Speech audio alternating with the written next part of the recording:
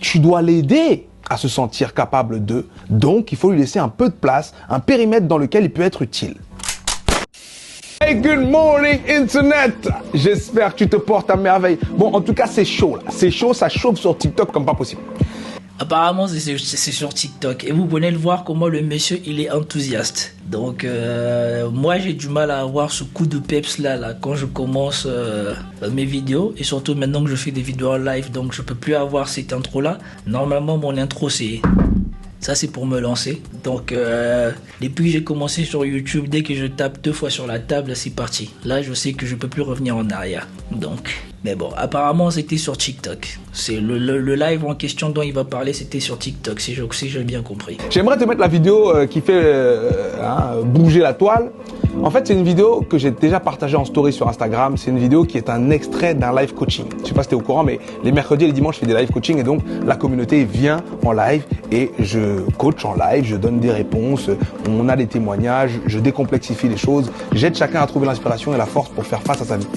J'ai récemment reçu une... Bon, ça c'est quelque chose de bien que je ferai peut-être. J'attends toujours qu'on m'installe la fibre. Dès qu'on m'aura installé la fibre, les lives YouTube seront faits simultanément en live TikTok. Peut-être aussi en live Instagram, nous verrons bien. Parce que j'ai gagné beaucoup plus d'abonnés sur TikTok avec quelques vidéos que sur Instagram. Normalement, je combinerai live TikTok et live Instagram. Et ça c'est une idée que j'ai retenue. Une femme qui a dit, voilà, moi, je suis dans une situation où je suis une boss lady, ok? Je suis une femme indépendante, je fais mon argent, je fais mes trucs, j'ouvre mes boîtes, je gère mes enfants, je gère tout. Et je me rends compte que mon mec, en fait, c'est un gosse, il me sert à rien. Donc là, moi, je suis en instant de divorce, j'en peux plus. Quand elle me dit ça, je lui dis, écoute... Le plus marrant, ouais, il vient de expliquer la situation. C'est une femme qui est accomplie. Et le problème d'entrée, c'est gros comme une maison. Quand tu es un homme accompli et que ta femme prend juste soin de toi, si tu tiens les mêmes paroles que cette femme, c'est un scandale. Surtout si tu es un homme public important ou si tu es un homme avec une position sensible, comme on dit les profils sensibles, si tu tiens juste les propos que cette dame vient de tenir, c'est fini pour toi. Parce que tout le monde va te dire que voilà, si tu fais de l'argent, si tu as une famille et tout ça, quand tu vas faire ton argent, à la maison, c'est ta femme qui gère. Et donc, qu'est-ce que tu veux qu'elle fasse de plus pour toi? Toi, tu payes tout, mais elle gère la logistique, le quotidien. Et c'est suffisant. Mais pour une femme qui est une boss lady, qui gère des entreprises, et je ne sais pas si vous attendez bien, qui ne gère pas une entreprise, elle a dit je gère des entreprises. Ça veut dire qu'elle est extrêmement prise. Et qui a son mari, elle vient directement dire il ne me sert à rien. Si vous avez l'expérience de ce genre de profil, vous savez bien que ce genre de profil n'a pas le temps de faire et la vie professionnelle et la vie privée. Donc, moi, les femmes ou les hommes qui s'accomplissent professionnellement et qui viennent dire que ma femme ou mon homme me sert à rien, je trouve ça extrêmement douteux. Surtout si vous avez une famille. Parce que si tu as déjà une famille et que tu marches vers le succès, ça veut dire que la personne qui est avec toi, même par son rien, a contribué à ce que tu ailles vers ce succès. Parce que quand tu marches vers le succès comme ça, il y a des moments où tu as dû mettre ta famille sur de côté parce que tu n'as pas le choix, parce que la réussite demande ça. Il y a des moments où tu as dû mettre ta famille sur le côté ou penser à autre chose. En tout cas, tu as dû mettre ta vie privée de côté et que c'est quelqu'un d'autre qui a dû penser à ce que cette vie privée-là ne s'effrite pas, ne se perd pas. Et dans la plupart des cas, quand c'est une femme qui s'accomplit en étant en couple, soit c'est parce que son mari est extrêmement bien établi et donc la laisse avec le temps libre qu'elle a pour pouvoir s'accomplir elle-même, soit c'est son homme qui absorbe une majeure partie de son rôle genré de femme pour qu'elle puisse s'accomplir. Parce que pour faire des entreprises et commencer à faire de l'argent, tous ceux qui sont dans l'entrepreneuriat et même dans les carrières savent qu'au début, c'est extrêmement difficile. Ça demande énormément de sacrifices, de concentration, de travail, ça demande énormément de tout. Et donc, venir soudainement, quand le succès est là, venir dire que voilà, ma femme ne me sert à rien ou mon homme ne me sert à rien, moi je suis extrêmement dubitatif, douteux des gens qui racontent ce genre de bêtises. Parce que la vie de couple, c'est ce que je vis depuis des années et je sais à quel point ça peut être difficile, ça peut être prenant. Moi j'ai fait le choix que ma famille devait passer avant tout. Et de toute manière, au niveau des opportunités, je ne pouvais pas battre ma femme.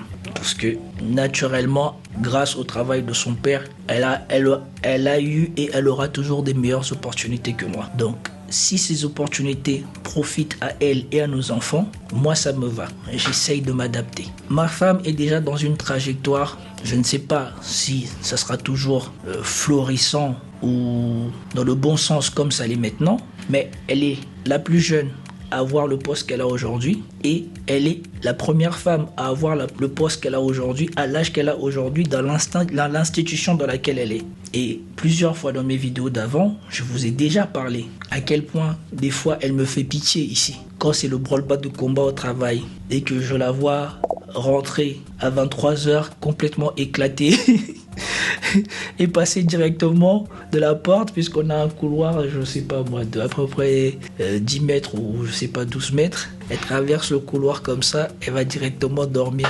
Elle se change, elle rentre au lit et elle dort. Et des fois, il a fait toute une semaine ou 2 semaines comme ça. Tous les jours, elle part à 7h du matin. Tous les soirs, elle revient vers minuit, 23h, je ne sais pas quelle heure.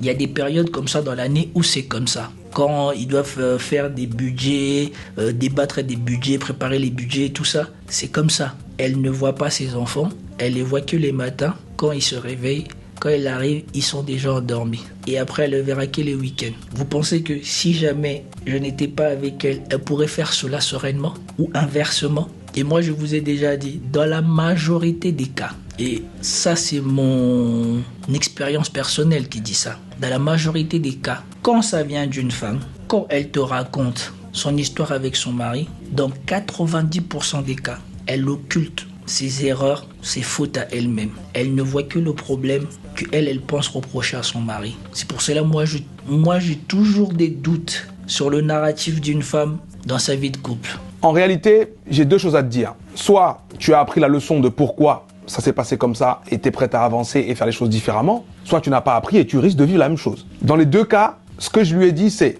1, fallait trouver le package complet, si vraiment c'est ce que tu voulais. Si tu voulais un homme qui a peut-être un niveau d'autonomie et d'alignement personnel et individuel pour t'accompagner, pour marcher à tes côtés. Donc un homme qui a les standards que tu recherches pour être que tu recherches chez un mari. Soit fallait trouver ça déjà, ce qui est le rêve de milliards de femmes et les hommes aussi. Les hommes aussi se disent moi je veux un package. Vous voyez ce qu'ils viennent de dire là? Ça c'est aussi une deuxième chose que l'on retrouve particulièrement chez les femmes d'Occident. La réécriture du narratif commence là où elle voit le problème. Pas là où le problème a commencé. Aujourd'hui, elle vient se plaindre de son mari, mais elle ne dit pas d'où ils sont partis. De là où ils sont partis, était-elle déjà riche? Était-elle déjà accomplie?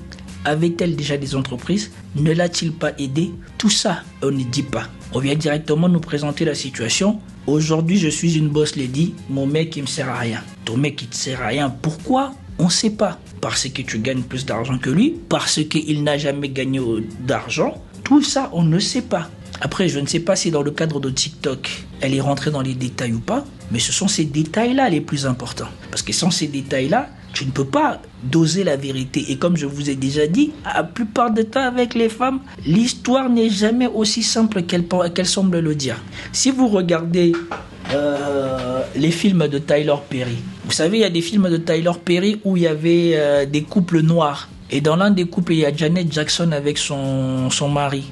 Ils étaient un couple modèle. Elle était, je crois, écrivain ou quelque chose comme ça. Et son mari, je ne sais pas qu'est-ce qu'il était, chef d'entreprise ou quoi que ce soit. Et de fil en aiguille, c'est eux qui étaient le couple modèle de leurs amis. Ils vont annoncer leur divorce. Quand ils vont annoncer leur divorce, lui, il va dire je veux ma part dans les bouquins que tu as écrits. Et là, qu'est-ce qu'elle va dire? Je te dois rien, j'ai écrit mes bouquins tout seul. Et là, qu'est-ce qu'il va lui dire? Tu es sûr que tu as écrit tes bouquins tout seul? Telle idée, c'est qui te l'a soufflé? Tel truc, c'est qui te l'a dit?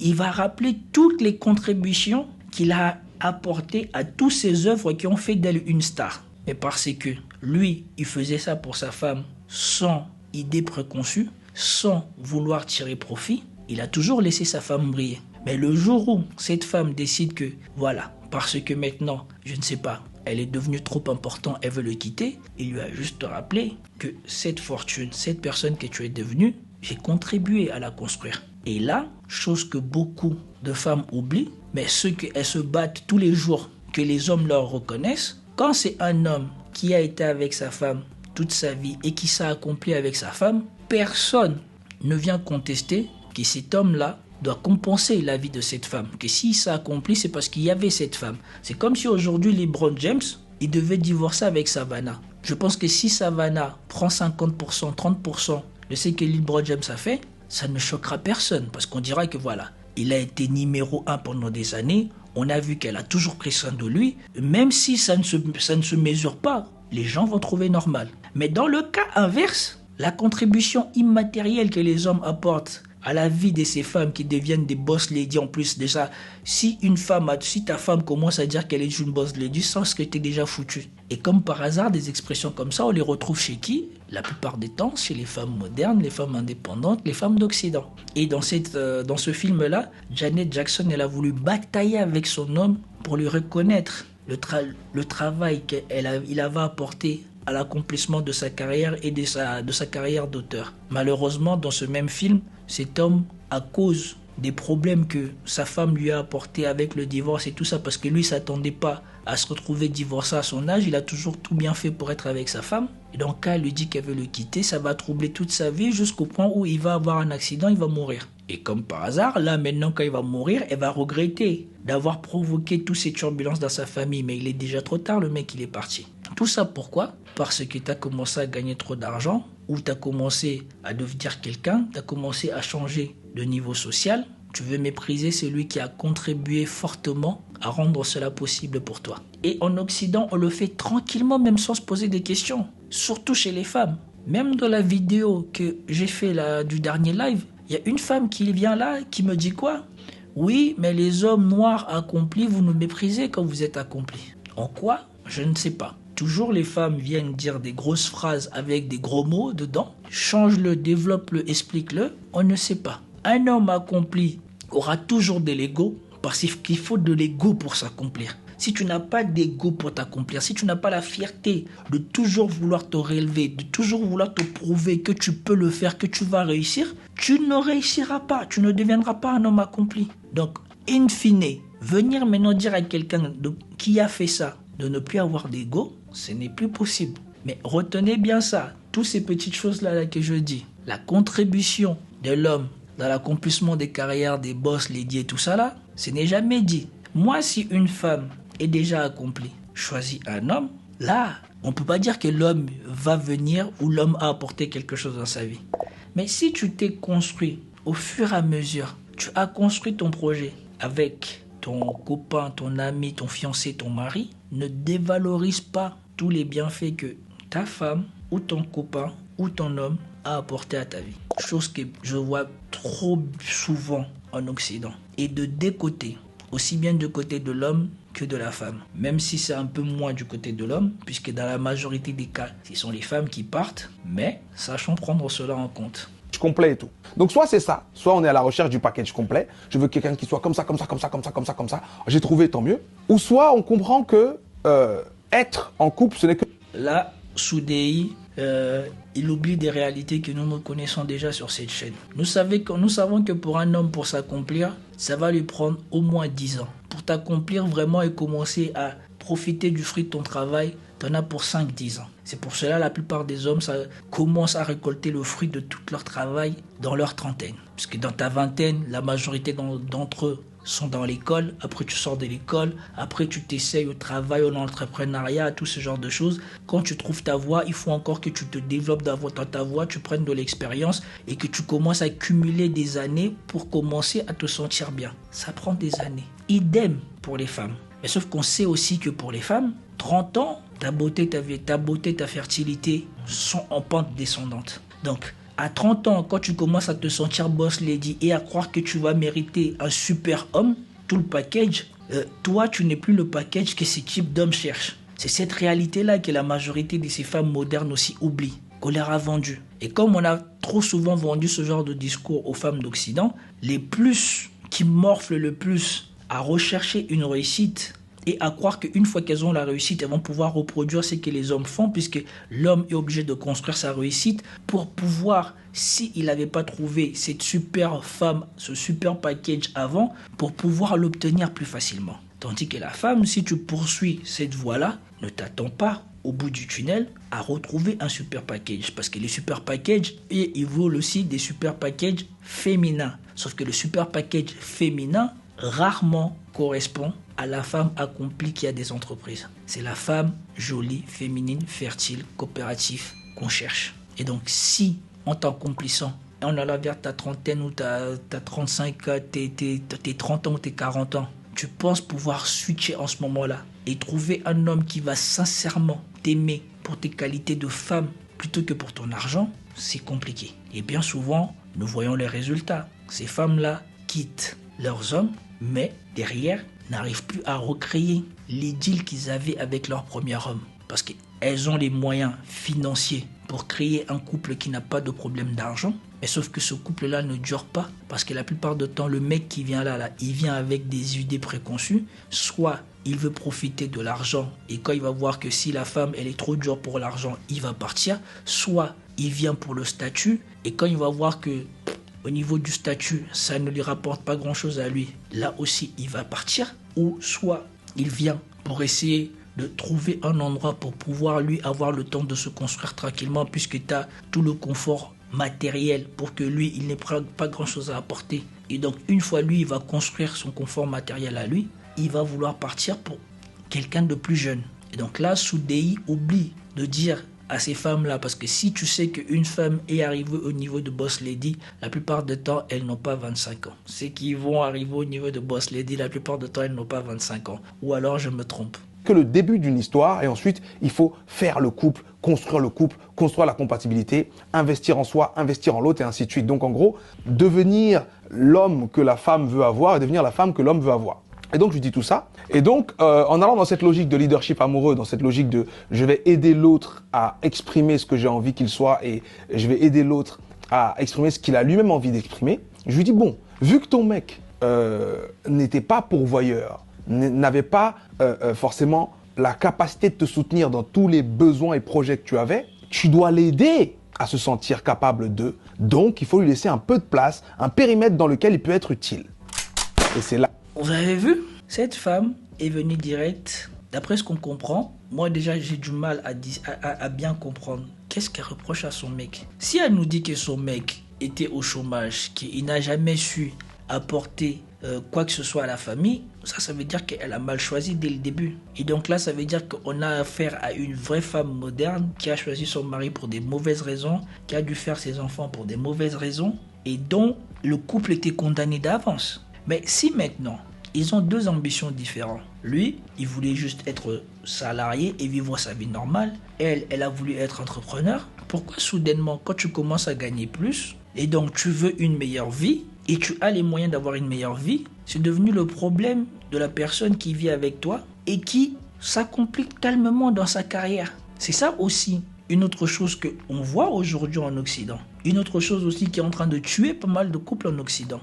Dans les couples où le mari il est entrepreneur et la femme elle est salariée. Quand tu es entrepreneur, c'est dur pour tout le monde. Au début, tu sais pas si tu vas réussir, quels seront tes revenus. Quand tes revenus explosent et que sa femme elle continue sa carrière tranquillement et que son salaire monte petit à petit et que tu commences à pouvoir offrir à la famille une vie meilleure, est-ce que c'est une raison pour toi pour dire que ta femme elle est pas bonne ou elle te sert à rien ou il faut partir? Mais quand c'est une femme qui accède à cette réussite-là, ton mari, il continue à pourvoir au niveau où il pouvait pourvoir depuis le début. Pourquoi soudainement? Parce que tu veux des meilleures choses, ça devient un problème lui. Si tu peux t'offrir tes choses, offre-toi les choses que tu peux t'offrir. Mais apprécie que lui, avec le peu qu'il a, il continue à pouvoir ou à vouloir t'offrir les choses qu'il peut t'offrir dans le meilleur niveau possible. Ça, c'est exactement le problème qu'on a dans la Bible avec Jésus là, quand il y avait des gens qui offraient qui faisaient des offrandes. Quand Jésus avait dit que la dame qui avait mis ses 2 pièces dans la corbeille avait mis beaucoup plus d'argent que la plupart des riches qui étaient là. Pourquoi? Parce que les riches qui étaient là, quand ils mettaient, peu importe le niveau d'argent ils mettaient dans la corbeille, ça ne représentait qu'une petite fraction de ce qu'ils avaient. Mais quand la dame a mis ces quelques pièces dans la corbeille, ça représentait tout ce qu'elle avait. C'est exactement ce qui se passe avec la plupart de ces lady boss ou de ces femmes machin d'Occident. Elles vont reprocher à leurs mecs qui ont leur salaire parce qu'elles ont réussi et qu'elles peuvent s'offrir maintenant des plus grandes choses. Elles vont te reprocher à toi. Si tu prends ton épargne de 3 mois ou tu prends tout un mois de salaire pour lui offrir un cadeau, comme elle peut faire cet argent, je ne sais pas, en une semaine, en je ne sais pas quoi, où ça ne représente que pas grand-chose pour elle, ou 30%, 20%, 10% de ses revenus, elle oublie que toi, ça représente peut-être la totalité de ton revenu de ce mois-là. Ça représente peut-être 3 mois d'économie pour lui offrir ce cadeau. Et donc, elles ne comprennent pas la valeur que toi, tu as mis pour lui offrir ce petit cadeau, et donc confondent complètement les choses. Et en cela, elles deviennent ingrates et elles perdent tout. Parce que c'est le niveau d'effort que la personne a mis pour t'offrir le cadeau qui compte. C'est pas le prix du cadeau. Parce que le jour où tu rencontreras quelqu'un de riche et qui va donner ses tâches à un subalterne pour t'offrir le cadeau, mais que le cadeau sera peut-être un cadeau de valeur ou qui coûte de l'argent, mais dont il ne s'est pas investi pour le trouver, ça te fera bizarre. Mais la plupart des femmes qui s'accomplissent et qui n'ont jamais compris la différence entre la valeur de l'apport personnel qu'une personne met à te faire plaisir et la valeur monétaire de la chose qu'on t'achète. Et ça, souvent, tu retrouves ça chez cette nouvelle classe de femmes qui font de l'argent aujourd'hui. Elles confondent toutes les choses à la valeur monétaire. Pour elles, le plus important, c'est la valeur que ça coûte. C'est pas l'effort que tu as fourni. C'est pas ça qui compte. Là que l'acteur meurt. Parce que là, on a donc un bouclier qui s'est levé d'énormément de femmes indépendantes qui disent et qui voient ça comme oui, c'est une invitation à se soumettre, c'est une invitation à être une femme faible. Non, je suis pas d'accord avec toi, je suis dit, oh c'est n'importe quoi ce qu'il dit et tout. Alors, sachez que je n'ai aucun... Vous avez entendu? Toutes les femmes ont levé un bouclier pour lui dire c'est n'importe quoi. Alors qu'est-ce qu'il a dit? Il a dit il faut laisser la place à ton homme pour s'accomplir, pour sentir qu'il peut. Et on va bien remettre pour ne pas faire de non-sens et pour ne pas se perdre. Un peu de place, un périmètre dans lequel il peut être utile. D'ailleurs, n'avait pas forcément la capacité de te soutenir dans tous les besoins et projets que tu avais. Tu dois l'aider à se sentir capable d'eux. Donc, il faut lui laisser un peu de place, un périmètre dans lequel il peut être utile. Et c'est là que l'acteur meurt. Parce que là, on a donc un bouclier qui s'est levé. Franchement, dans ce qu'il a dit là, où avez-vous vu un problème dans ce qu'il a dit? Il a dit, laissez un peu de place à ton mari pour qu'il trouve le moyen d'être utile. Il n'a même pas donné quelque chose de spécifique. Il n'a pas donné une tâche spécifique. Il n'a pas donné de consigne spécifique. Il t'a dit à toi de réfléchir et de laisser un espace pour que ton compagnon puisse s'exprimer, puisse se sentir à l'aise. Et vous voyez à quel point ces femmes-là, elles sont égoïstes. À quel point les femmes d'Occident ne se rendent plus compte, même des principes les plus élémentaires de la vie, qu'elles n'arrivent plus à assimiler tellement elles ont le cerveau déglingué par toutes les choses qu'elles ont vues ou qu'elles ont entendues à la télé. Juste prenez le temps, switchez juste. Ces paroles-là, on les renverse. Imaginons que tu es une femme, tu n'as pas pu aider ton homme à s'accomplir. Parce que tu es une femme, tu n'avais pas grand-chose à lui apporter à part ton soutien au quotidien. Il a dû chercher son financement tout seul, il a dû faire ses business plans tout seul, comme ça arrive à la majorité d'entre nous. La majorité des femmes vont pas se prendre à la tête à aller chercher des business plans, à faire tout ce genre de choses. Tu vas accomplir tout seul. Tu accomplis tout ça tout seul, tu as la réussite, c'est bon, la famille, aujourd'hui tu as de l'argent et tout ça et tout. Imaginons que derrière ça, tu dis, ta femme ne te sert à rien. Après, on te dit non, tu t'as accompli, c'est bien et tout ça. Elle n'a pas pu t'aider, mais laisse-la savoir trouver sa place et t'aider au quotidien. Imaginons qu'un mec qui dit, comment ça? Moi, ça me sert à rien. Moi, je veux une femme qui va m'aider à devenir encore plus riche, qui va m'aider à recruter mes collaborateurs et tout ça. Et moi, je trouve que ma femme, elle est inutile à rester à la maison, à prendre soin de moi. Est-ce que les mecs, vous allez trouver ça normal? Est-ce que même les femmes vont trouver ça normal? Elles ne seront pas les premières à dire que c'est dégradant, c'est humiliant de penser comme ça de sa femme qui t'a accompagné toute ta vie? Mais là, vous avez une femme, des femmes qui se lèvent et qui disent que voilà, le fait qu'on leur demande, quand elles se soient accomplies, de laisser de la place à leur homme, on leur a pas demandé de donner de l'argent, de faire je sais pas quoi, de laisser juste de la place à leur homme pour se sentir utile. ça devient un problème. Quand vous allez regarder dans les couples, puisque en Occident chez les Blancs, quand vous allez regarder chez les Blancs, vous voyez que la plupart des bourgeois, et même souvent vous voyez ça dans les films français, quand leur fille se marie, c'est elle qui paye le mariage. Quand le mari que leur fille a choisi n'a pas d'argent, c'est le père de la mariée qui va faire rentrer son beau-fils dans son entreprise, qui va lui donner du travail pour s'assurer que sa fille ne manque de rien, qui va faire que son gendre puisse devenir quelqu'un dans la vie. Mais est-ce que vous attendez souvent, dans ces cas-là, ces femmes-là dire « tu dois quelque chose à mon père » ? Non, puisqu'elles savent que le fait qu'on t'ait donné du travail, ça ne veut pas dire que tu vas devenir riche. C'est ton travail qui va définir ton mérite après. Donner du travail, c'est une opportunité. Mais la rémunération, l'argent, la réputation, tout ce qui s'ensuit, c'est ton travail personnel.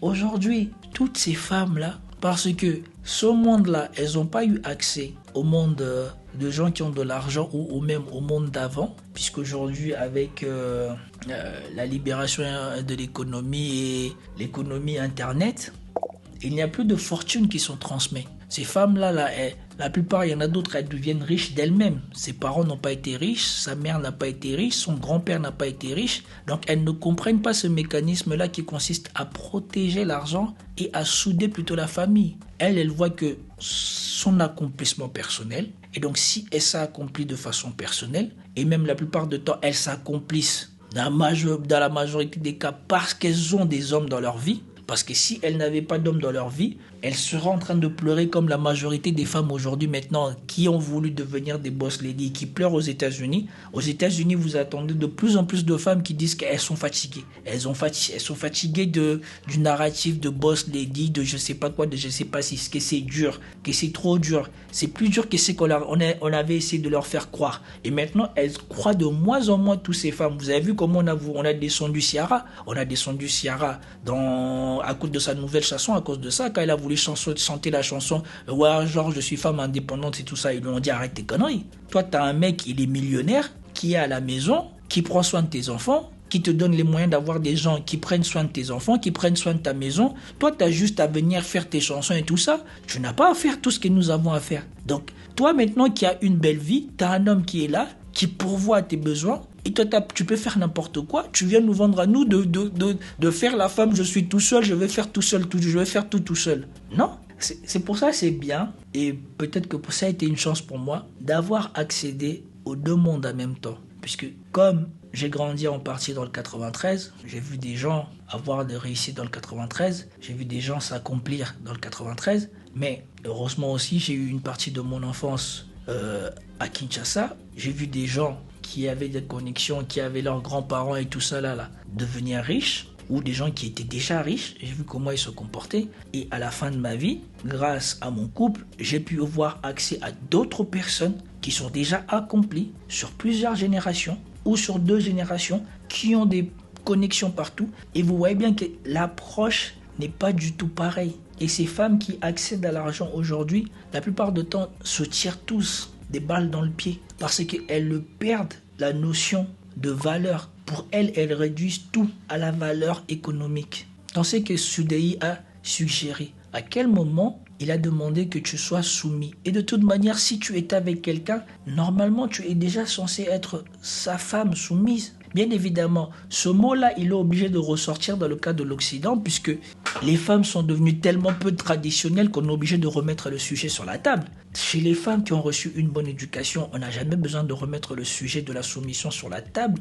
parce que la plupart du temps, elles remplissent toujours leur rôle traditionnel. Moi, j'ai beau aider ma femme du mieux que je peux, mais samedi, elle me fait mon petit déjeuner. Elle me demande qu'est-ce que je veux manger le week-end. Quand le week-end approche, elle me demande qu'est-ce que je veux manger. Elle m'achète pour me faire plaisir de la glace, de la bière. Bon, j'ai arrêté de boire de l'alcool parce que j'ai découvert que voilà, les choses que j'aimais boire, c'était très calorique. Donc j'ai arrêté. Elle fait ça pour moi sans que je le lui demande. Elle me pose la question de qu'est-ce que je veux. Donc, ouais, quand ces obligations professionnelles s'arrêtent, elle essaye de compenser les choses qu'elle peut peut-être pas tout le temps faire à cause de ses obligations professionnelles. Mais aujourd'hui, la plupart de ces boss ladies là, elles prennent leurs hommes pour leurs paillassons.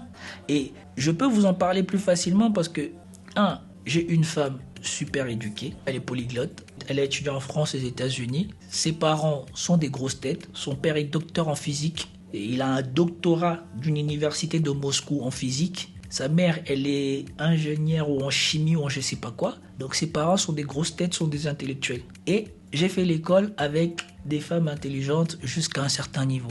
Et je suis en contact avec la majorité d'entre elles, de celles avec qui je m'attendais bien. Donc des femmes intelligentes, indépendantes ou des femmes qui gagnent de l'argent, non seulement j'en vis avec une, mais j'en connais. Et en plus de ça, ici, à cause du milieu dans lequel je suis, j'en connais encore d'autres. Donc les profils des femmes qui ont des meilleures situations que la majorité des femmes en Occident, j'en connais beaucoup plus que beaucoup de femmes en Occident. Donc ces sujets-là, je peux en parler d'autant plus facilement. Et je peux vous dire que si tu as l'approche que ces femmes d'Occident ont avec l'argent et les relations, tu finiras seul, comme il y en a beaucoup ici. Parce qu'il ne faut pas confondre. Et surtout avec, certes, des hommes qui ont peu de moyens, des hommes qui n'ont pas grand-chose, doivent s'adapter et peut-être accepteront peut-être beaucoup plus de choses mauvaises, de manque de respect que la majorité des hommes. Un homme, un tant soit pas avec un peu d'éducation et juste un peu de moyens,